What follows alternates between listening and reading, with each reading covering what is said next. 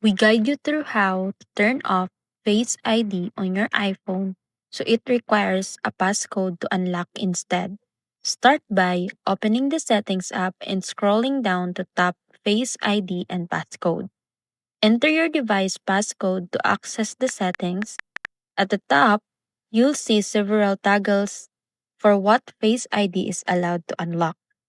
Turn off iPhone unlock to completely stop Face ID from unlocking your device.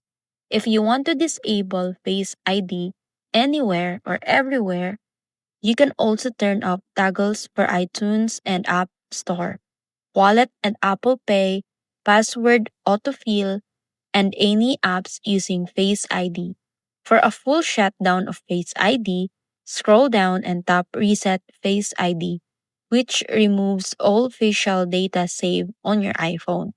After doing this, your phone will always require your passcode to unlock and confirm actions. This is useful for privacy, security, or if Face ID isn't working properly.